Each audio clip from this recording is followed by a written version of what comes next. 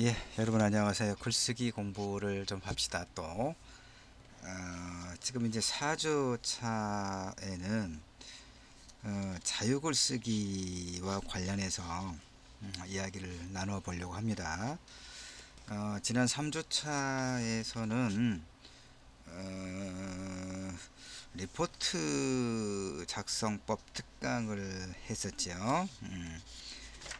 우리 글쓰기 성찰과 소통을 위한 글쓰기는 자유 글쓰기를 포함해서 모두 4번의 그 리포트를 쓰게 되어 있죠.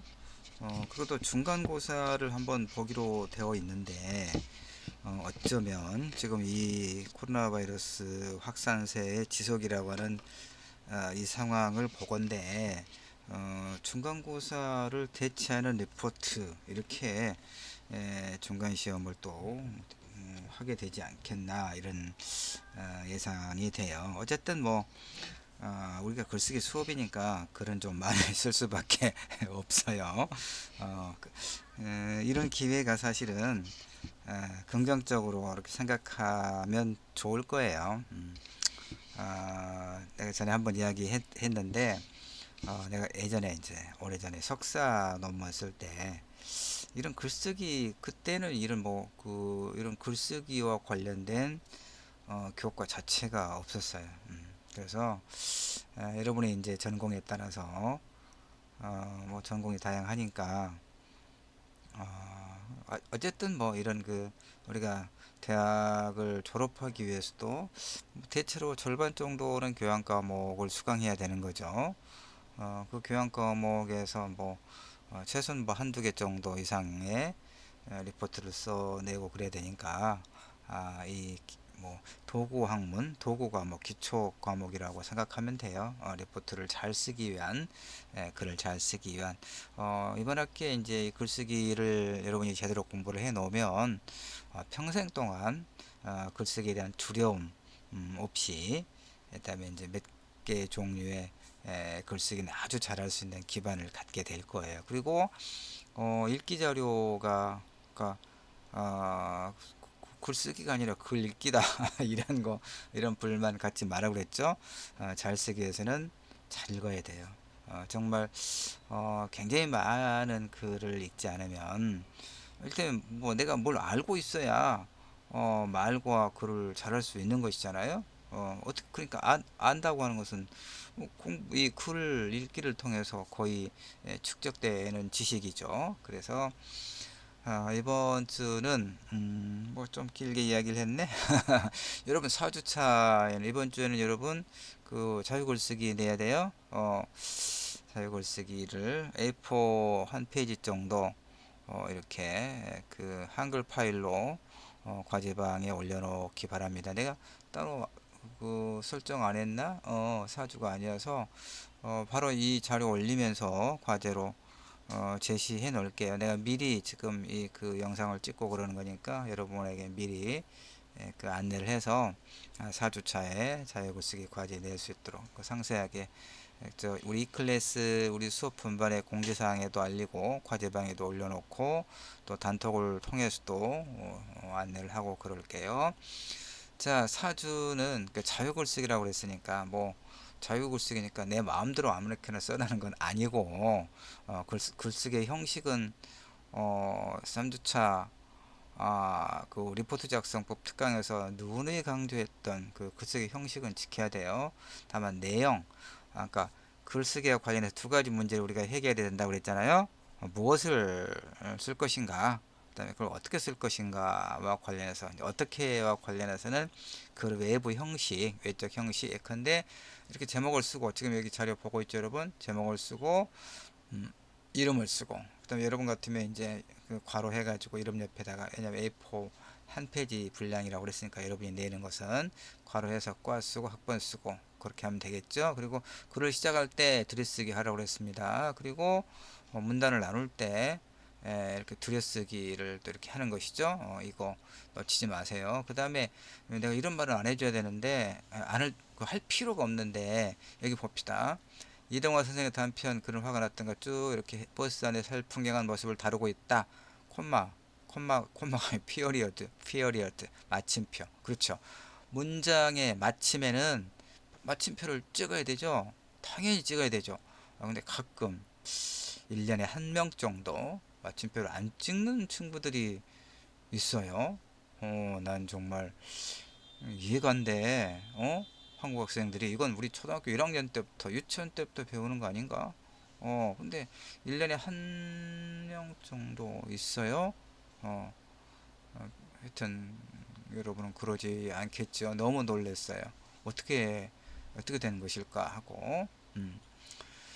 자, 그래서 그 사주는 1차시, 2차시, 3차시 다 자유글쓰기 관련 읽기자료 1, 2, 3 이렇게 배치를 해놨는데 이것은 그 내가 이제 교수신문에 매월 그러니까 뭐 두 번 내지 세 번, 두 번이나 세 번, 두 번 내지 세 번, 그 심령의 문학 프리즘 이렇게 해서 칼럼을 고정적으로 싣고 있는데 그 중에서 그 각 한 편씩 그한 차시마다 1차시, 2차, 3차시 한 편마다 세 편의 자료를 좀 같이 읽어보면서 들 생각을 해보는 거예요. 그러니까 자유글쓰기니까 신문 칼럼은 사실은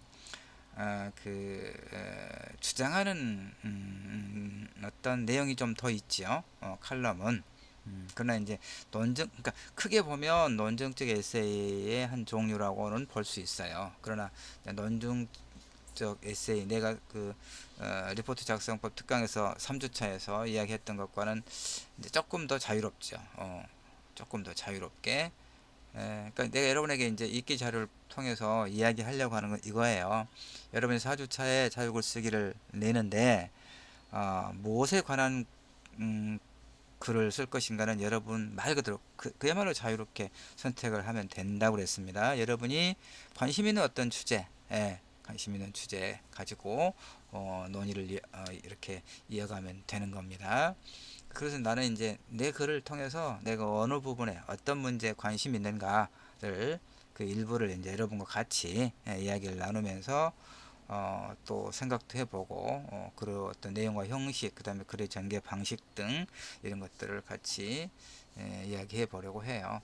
자, 이제 제목을 이렇게 붙여놨습니다. 그는 왜 화가 났을까? 자, 중앙대 문창과에 이제 그 계시던 교수인데 뭐 몇 년 전에 정년을 했어요. 나이가 들어서 단편 소설을 아주 꽤 잘 쓰는 소설가입니다. 이동화 선생의 단편 그는 화가 났던가 언젠가 이상문학상 받았던가 하여튼 뭐 그는 화가 났던가 라고 하는 제목의 단편 소설이 있습니다. 이 소설은 상당히 재밌어요. 밤에 고속도로를 달리는 버스 안에 살풍경한 모습을 다루고 있거든요. 여러분 밤 늦은 시간에 뭐 고속버스를 뭐 타는 경우들이 종종 있죠.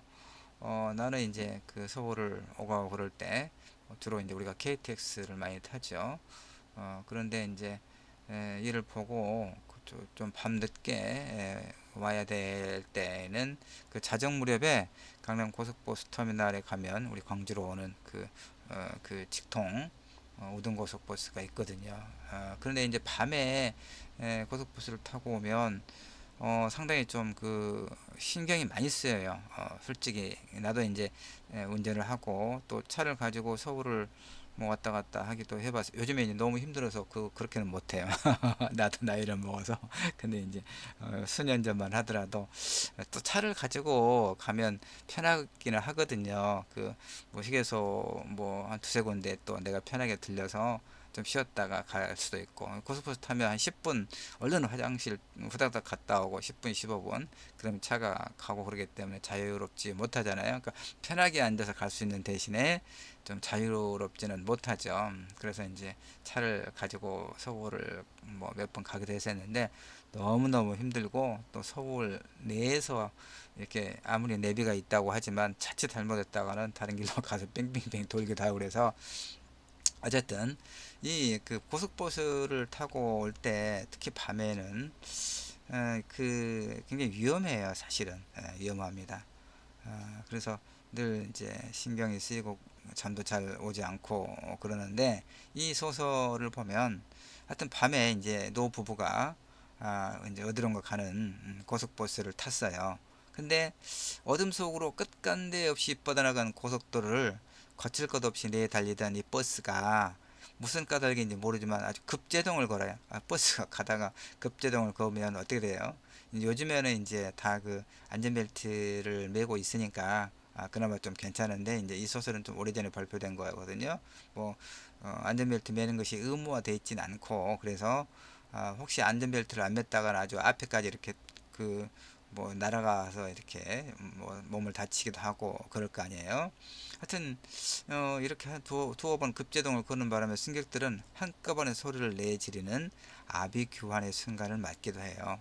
공포와 불안에 빠진 승객들은 하나둘 그에게 좀 안전하게 좀 운행해 운전 좀 합시다라고 이제 요구하거나 항의하거나 부탁하거나 거의 뭐 애원을 하죠. 왜냐하면 그 잘못 건드려 놓으면 이 사람이 화가 나가지고 그 더 이렇게 난폭하게 하면 어떻게 돼요?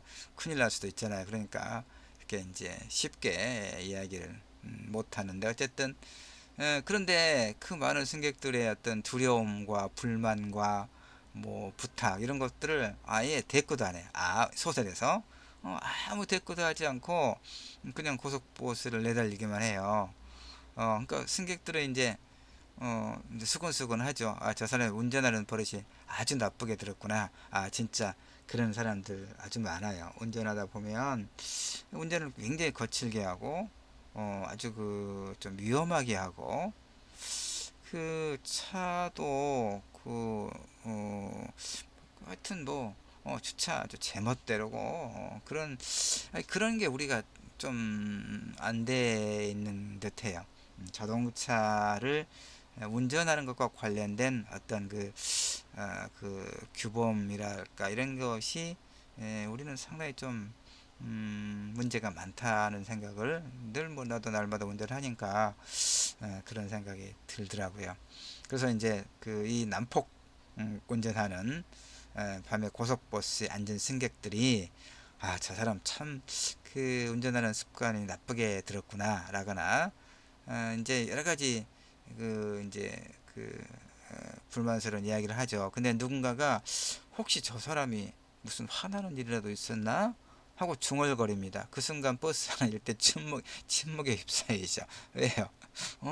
그를 화나게 한 그 이유가 우리 때문은 아닐까? 혹시라도 우리가 그에게 무슨 잘못을 한 건 아닐까? 이런 어떤 그 말도 안 되는 죄책감이 이들을 곤혹스럽게 하는 거죠.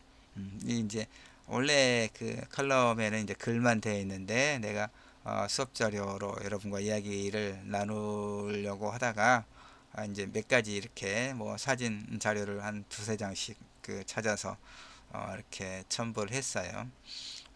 이 고속버스도 보면 뭐 고속버스인지 뭔지는 모르겠지만 이제 차선을 변경하려고 지금 하는 것 같긴 하죠.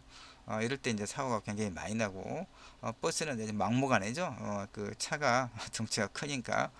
그리고 버스하고 교통사고 나면 정말 말할 수 없는 고통을 겪게 돼요. 하여튼 뭐 그 화물차라든가 이런 버스, 고속버스든 시내버스든 이런 차들은 보험회사에서 보험을 안 받아줘요. 워낙 사고가 많이 나니까. 그래서 이제 뭐 버스 회사 그들이 이렇게 모여서 버스 공제 조합 이렇게 이제 만들어 가지고 이제 교통사고가 나면 뭐 이렇게 뭐 하는데, 하여튼 이 사람들 차에 부딪혀 교통사고가 나면 자기들 과실도 인정하지 않으려고 하고, 보상금도 지불하지 않으려고 하고, 적게 주려고 하고, 아주 고통스럽습니다. 나도 그런 경험을 해서 이런 이제 하나의 편견인데 그렇게 생각하면 안 되는데, 뭐 택시나 고속버스나 뭐 이런 버스 이런 그 운전을 직업으로 하는 뭐 이런 사람들에 대해서 그렇게 뭐 긍정적인 이미지를 갖지 않게 됐어요. 한 두어 번 경험을 해보니까 너무너무 힘들어요. 어쨌든 그런 게 있습니다. 근데 어쨌든 이제 그건 본류는 아니고, 이 내용은 알겠죠? 그러니까 내가 이제 칼럼이 뭐 밑에다도 출처를 표시해 놨는데, 그 교수신문에 게재하는 칼럼에 그 코너가 심령의 문학 프리즘 이렇게 돼 있거든요. 그러니까 문학 작품을 이렇게 통해서 이제 어떤 시사적인 문제와 관련해서 내 이야기를 좀 하는 거죠. 뭐 여러분은 아마 이렇게 하기는 뭐 쉽지 않으니까 뭐 굳이 이렇게까지 하지 않아도 되긴 해요. 어, 그냥 이렇게 이것도 내가 과제를 내 저번에 그 과제방에다 이야기한 것도 같고 내가 이제 좀 이따가 이 자료 올리면서 다시 한번 하여튼 확인을 해보도록 할게요. 자, 뭐 이런 이제 내용이에요. 내용은 알겠죠? 간략하게 정리해도 내용은 아실 수 있을 거예요. 하고자 하는 바가 무엇인지. 자, 그래서 이제 이 소설 제목이 그는 화가 났던가요? 알겠죠? 왜 이제 이 제목인지. 자, 그 다음에 내가 이제 어떻게 이야기를 이끌어 가는가 봅시다. 자, 그가, 여기는 그는 버스 운전자죠. 그가 만약에 거칠고 무모한 운전을 했던 까닭이 무언가 어떤 일로 인해서 화가 나서라면 그 화는 또 어디서부터 발원한 것일까? 이제 한번 상상해 보는 거예요. 쌓인 피로를 온전하게 해소하기도 전에 다시 운전대를 잡아야 하는 것. 그렇게 해봐야 아이들 학비와 생활비를 감당하기에는 지나치게 빠듯한 수입. 그러니까 노동 강도에 미치지 못하는 사회적 물적 대가와 존중받지 못한다는 뭐 그런 느낌들. 예. 오래돼서 너무 낡은 세탁기와 김치 냉장고 등을 새로 바꾸고 싶어하는 아내와의 신경에 이제 자잘한 소모들, 뭐또 요양병원에 누워 있는 노모에게 자주 찾아가지 못하는 마음의 부채. 그다음에 뭐 서울의 강남 아파트 값이 수십억 원씩 한다는 그런 뉴스를 들을 때마다 느끼는 상대적 박탈감. 뭐 로또에 당첨되는 일은 또 많은 것 같던데 일주일에 몇 명씩 꼭 되니까 나는 왜 매번 어쨌든 한 번씩 사긴 하지만 매번 5천 원짜리도 안 되나 하는 그런 마음 뭐 이런 것들 예, 살아가면서 이제 갖게 되는 뭐 크고 작은 이런 어떤 것들이 그를 화나게 할 수도 있지 않았겠는가 이런 생각을 한번 해 보는 거죠. 우리가 이제 다 알 수는 없죠. 다른 사람의 일에 대해서 안다 하더라도 또 우리가 어떻게 해볼 수 없는 이런 어떤 생각들을 한번 해보는 거예요. 그가 왜 화가 났을까?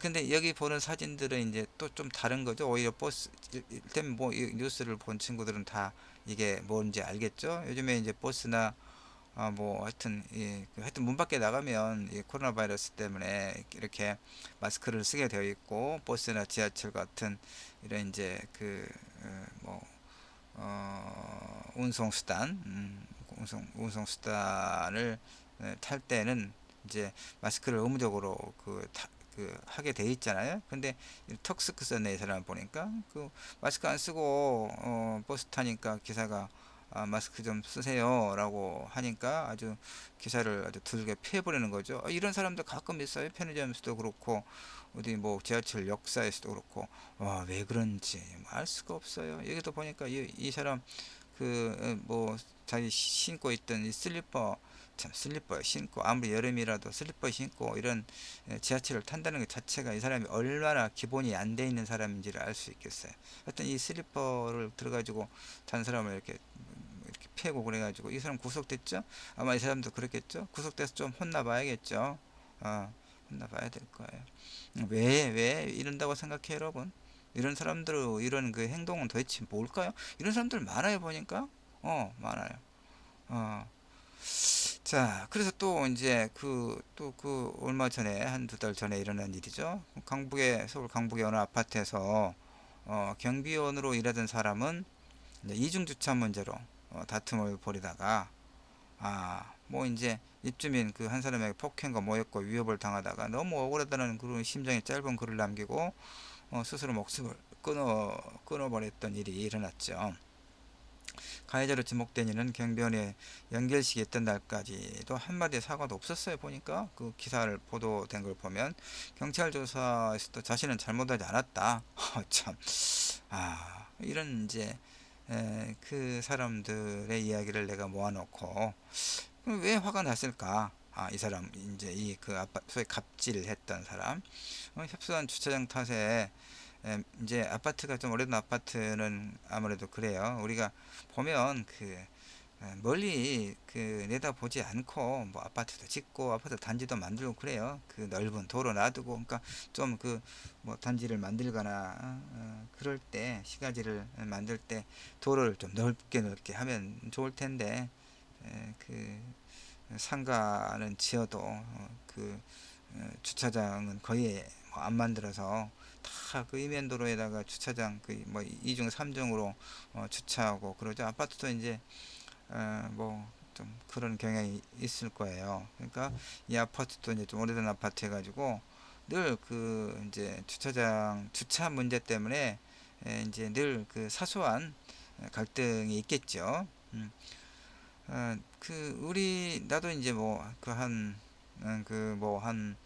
5년 정도밖에 안 된 이제 뭐 새 아파트 단지이긴 한데 그래서 이제 아직은 뭐 그 주차 이중 주차를 해야 할 정도로 아니고 주차할 자리가 전역되면 주차할 자리가 더 있어요. 그런데도 그게 다 비어 있어도 그 차가 왔다 갔다 하는 그 좁은 길목에다가 꼭 차를 놔두는 정말 이상한 사람들이 있어요 보면. 그러면 이제 그 아파트 관리실에서 뭐 밤에나 새벽에 이제 이렇게 뭐 순찰하다가 스티커 붙여놓을 거 아니에요. 그러면 또 이제 아파트 그저 경비실 찾아가서 또 멱살 잡고 정말 정말 못된 사람들 좀 많죠. 근데 하여튼 이 그 아파트 경비원을 이렇게 그 모욕을 가하고 폭행을 해서 결국 죽게 만든 이런 사람은 도대체 왜 그랬을까를 또 내가 한번 생각해 봐요. 협선 주차장 탓에 매번 이중 주차를 해야 하거나 그때마다 경비원과 사소한 갈등을 겪거나 그때마다 입주민 자신이 제대로 된 대접을 받지 못한다고 생각해서 화가 났던 것일까? 아니라면 뭐 잘 풀리지 않는 비즈니스가 그에게 스트레스를 주었을까? 이렇게. 잘 알 수 없죠. 알 수는 없지만 그렇다 하더라도 이제 문제는 내가 주목하고 있는 부분은 이제 이거예요. 그 경비원의 장례식이 있던 날 다른 기사 인터넷 이제 그 신문을 내가 늘 이제 그 기사를 검색하는데 한 두어 군데 아주 작은 이제 기사로 난 게 있었어요. 아파트를 출입하는 문제로 말다툼을 벌이던 택배 기사에게 택배 이제 이 언택트라고 하죠. 비대면 시대. 나도 뭐 오늘도 그 홈쇼핑에서 두 건이나 주문을 했어요. 그 날마다 주문을 하게 돼요. 그 밖에 나가기가 어려워지니까. 그러니까 택배가 아주 많지요. 그런데 이제 택배 기사는 참 어려운 게 이제 그 노동 강도도 그렇고 그 너무 힘들어서 이제 과로사 하는 경우도 있고 참 또 그래도 그렇게 하루에 10시간 이상씩 일을 해도 힘들게 일을 해도 그렇게 많은 수입은 아니고 어쨌든 이제 일자리가 있다는 것 자체는 뭐 괜찮지만 이 사람들은 이제 특히 아파트 도시는 아파트가 많잖아요. 우리 광주만 하더라도 주거가 그 되게 70% 이상이 아파트에 거주하는 걸로 되어 있거든요. 그러니까 대부분 아파트라는 이야기죠. 아파트를 출입하면서 이제 택배 기사들은 그 아파트 경비원들한테 스트레스를 또 많이 받겠죠. 그래서 이제 그 신문 기사를 보니까 이렇게 아파트를 출입하는 문제로 말다툼을 벌이던 택배 기사와 경비원이 말다툼을 벌이다가 경비원 두 명이 이 택배 기사를 또 이렇게 폭행했던 사건이 마침 그날 또 보도가 됐어요. 그러니까 지금 내가 주목하는 게 이거라고 그랬죠. 모든 폭력이 그렇듯이 상대적 권력 관계의 문제다 이거죠. 내가 앞에서 이 경비원에게 그 아파트 경비원의 갑질을 못된 짓을 했던 이런 사람들 그 다음에 뭐 이런 그 정말 몰상식한 이런 사람들의 행위를 가지고 내가 생각해 이제 이런 걸 보고 생각해 보건데 어 그럼 이들이 그래 어떤 이유로든 화가 났다고 해봐요. 우리가 살아가면서 화나는 경우는 있을 수 있으니까 그러면 화가 났다고 누구한테나 이렇게 화풀이 막 그 주먹을 휘두르고 그러나요? 그렇지 않죠. 누구한테 휘두릅니까? 여기 쭉 보니까 자기보다 물리적 힘이 약하거나 물리적 힘이 약하거나 아니면 사회적 위치가 자기보다 더 낮다고 생각되는 그런 사람들에게 함부로 하고 있는 거잖아요. 그렇죠? 그래서 이제 독일의 프랑크푸르트 대학의 이제 비판 이론가들이 뭐 베냐민도 있고 아도르노도 있고 이런 사람들이 있는데, 그래서 이제 그 사람들을 프랑크푸르트 학파라고 상당히 유명하거든요. 특히 그 중에 아도르노가 이렇게 이야기해요. 그러니까 나치 생략이 된 유대인들을 연구하면서 자전거 타기 반응이라고 하는 개념을 만들어내요. 자전거 타기, 여러분 자전거 탈 때 고개 앞으로 숙이죠. 두 발은 어떻게 합니까? 바퀴를 굴려야 하니까 뒤에 이렇게 힘차게 이렇게 하잖아요. 그러니까 강력한 소열 체계를 가진 이런 권위주의적인 사회 구조에서 사람들이 이 자전거를 탈 때 자세처럼 윗사람에게는 머리를 조아린다는 얘기예요. 그러니까 자기보다 힘이, 예, 뭐 물리적이든 사회 경제적이든 어쨌든 힘이 있는 사람들한테는 고개 숙인다는 얘기죠. 지가 아무리 화가 났어도. 근데 저보다 약한 사람들, 뭐그 여성들도 뭐 데이트 폭력, 뭐 가정 폭력, 뭐그 이별을 이렇게, 이제 통보했을 때 폭력, 너무 많죠. 왜냐하면 힘이 약하니까. 그런 거죠. 이런 것들. 그 다음에 뭐 또 계속 이야기했지만, 사회 경제 위치가 자기보다 낮다고 생각돼서 그런 사람들. 그래서 이거죠.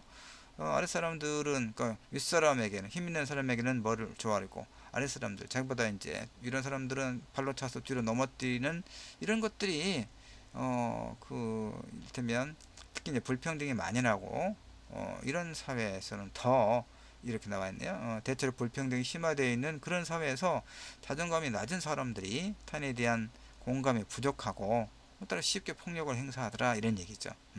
타인에 대한 폭력과 자아 존중감은 서로 연결되어 있어서 서로를 갉아먹는다는 얘기죠. 그러니까 자아 존중감이, 어, 하여튼 그 문제가 있는 사람들, 이런 사람들은 타인에 대한 폭력 수준이 높다는 얘기죠. 공감 정도가 낮고.